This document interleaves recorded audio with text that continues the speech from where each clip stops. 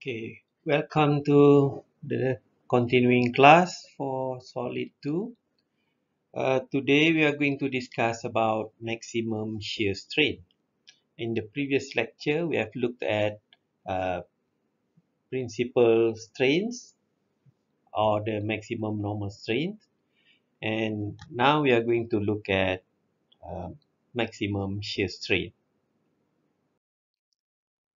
Okay, in this example, which was discussed initially in the previous lecture, halfway through, we have a state of plane strain at a point, and it is represented by strain components epsilon x at 250 microns, epsilon y at 150 microns, and gamma xy at 120 microns. The question asks us to determine maximum in-plane shear strains and the orientation of an element. So in this example, we are talking first about in-plane maximum shear strains. Okay, the easiest way to do it is to look at Mohr circle, because Mohr circle we can see how things move when we talk about orientation of all the planes. Okay, so in the previous example, we find that point A, or the point that represents the x-axis. So line AC represents the location of our reference plane or the x-axis, and the maximum in-plane shear strain is given by point E. So we have point E at the bottom here, right? And we already know the value of gamma over 2, which is equal to the radius of the circle.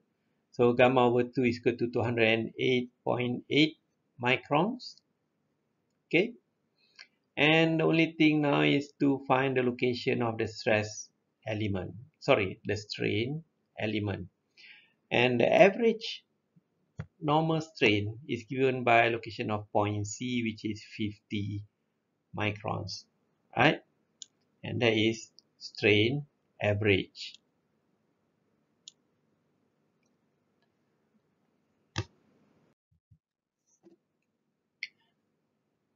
So maximum in-plane shear strain, we know that gamma over 2 is 208.8. Therefore, the maximum in-plane shear strain is given by that value there, 418, or twice of 208.8 microns. While the average normal strain average is 50 microns. And orienting the element, we can determine that the element is clockwise from the previous, from the reference, because we have our Mohr circle showing a clockwise direction. We have a circle, something like that, right? And that is point A, or that is X, and C, and our maximum is clockwise, 2 theta S1. Okay, and we reach point at the bottom, the point E. To orient the element, we find that 2 theta S1 is equal to 90 degrees, right? It's 90 degrees to principal direction, and minus the angle for the principal planes that we have found earlier. So that is 2 times 8.35. Or this will give us theta S1 as 36.6 degrees, and it's clockwise.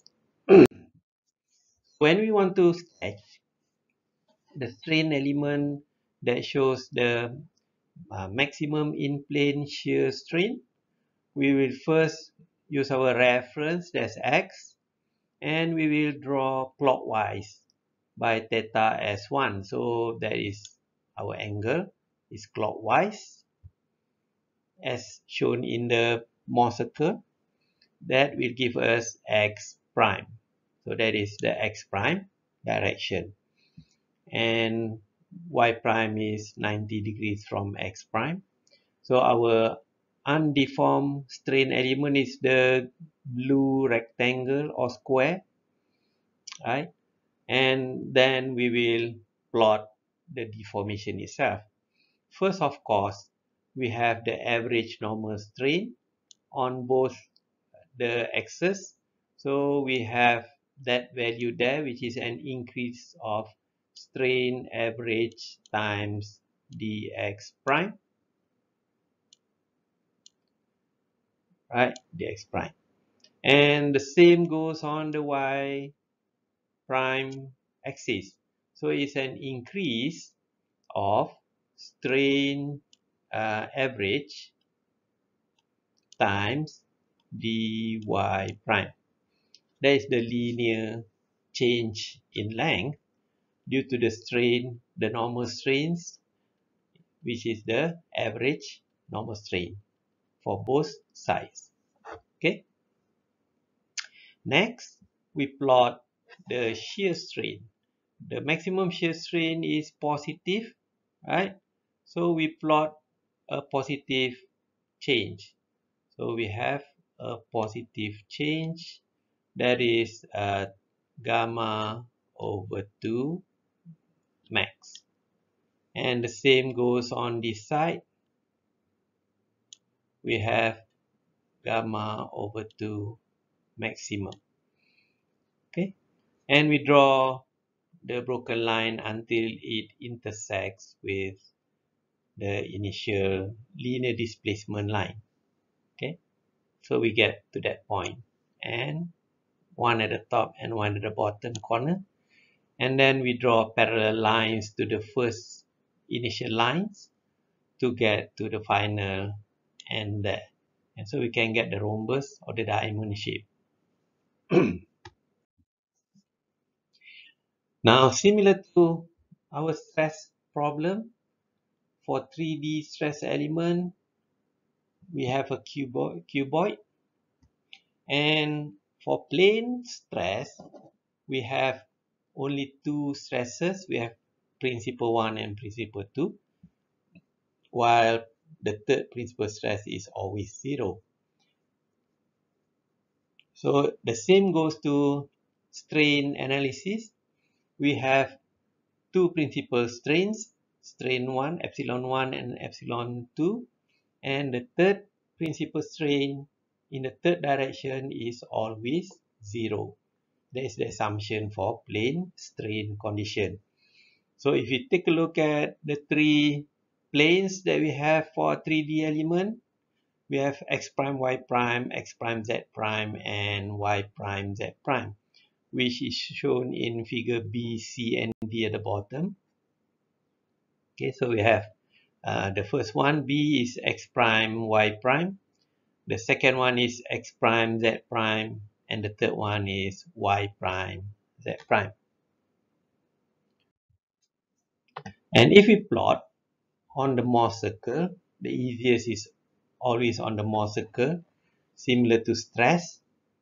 The difference now is that it is strain. So if we plot, now if we have, for example, in the last example, we have both the principal stresses are positive values, right? So the third one will be 0. Now in general, for a 3D strain element, the absolute maximum comes from the circle, which is the largest. So that represents one of the three planes, whether it is x prime y prime or x prime z prime or y prime z prime. Okay, so the absolute maximum comes from the largest circle, and we can determine that value easily from Morse circle, provided we know what is strain max and strain min. Okay, so in plane strain condition, since the third one is 0, it's always 0. So if we are both positive, so what we have is the diagram is between epsilon max and epsilon intermediate, and that is our strain 1 and strain 2 for our in-plane analysis. And in our case, then this is our maximum shear stress divided by 2, and that is in plane. So this is in plane. Whereas the absolute maximum value comes from the largest circle, which is between the maximum and minimum or 0. Okay, so 0, 0 is the minimum strain in the cubic element.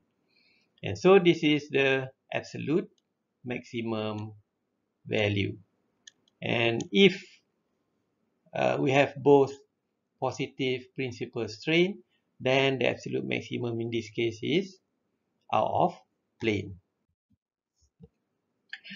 If either one is positive and the other one is negative, similar to stress again, so that here and this will be our in plane strain. So we have strain 1 and we have strain 2. And strain 3 is always 0. So this is strain 3. It's always 0. So in this case, if we draw the 3 circles between the 3 primary strain values, normal strain values, strain 1, epsilon 2, and epsilon 3, we will find that the largest circle in this case is our in-plane Morse circle. So the maximum shear strain over 2 there in the circle, this is our both absolute maximum and also in-plane maximum. So it's the same in this case. Let's take a look at an example. The state of plane strain at a point is represented by the strain components. Strain x or epsilon x is minus 400, is negative. Epsilon y is 200 microns and gamma xy is 150 microns. Determine the maximum in-plane shear strain and the absolute maximum shear strain. So what we then have is we first have to draw or determine our in-plane Morse circle.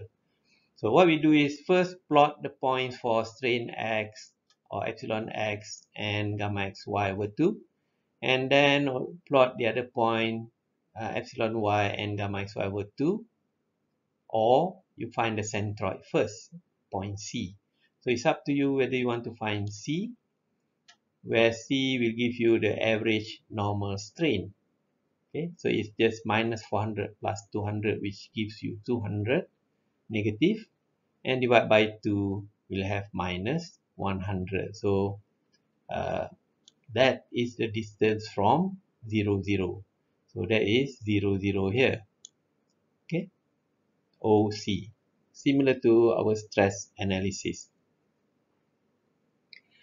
And then we get point A, which is reference to strain X. So we have strain X, normal strain X, and gamma xy over 2 is the coordinate for point A, or our reference point, which is referred to x-axis. So if that is the x-axis, okay, the line AC represents the x-axis. We can then calculate the radius if we want to. We can use geometry. The whole distance here until point A is 400, right? And OC is 100, so this length is 300, right? And then the height of A to the axis is gamma over 2. Gamma is 150, therefore the height will be 75. So when we know these two values, R is just using Pythagoras theorem, and we will get R is 309 microns, right? So we have R, which represents R is gamma max over 2. Okay, that is R. So the maximum in plane shear strain is equal to R times 2 because that is half, right? So if this is 309 microns, so gamma max in plane is equal to 2 times 309 microns, or we have 618 microns, right? And the third principal strain is always 0. So if this is strain 1, this is strain 2, and that will be strain 3, right? So if we plot our circles between the three principal strains, then we'll have these three circles, and we know that between strain 1 and strain 2, there is the largest circle, and it is in plane. Therefore, this is also equal to gamma absolute maximum, right? So that's the calculation. If you want to go through the calculation, and the absolute maximum is equal to the in plane maximum shear strain.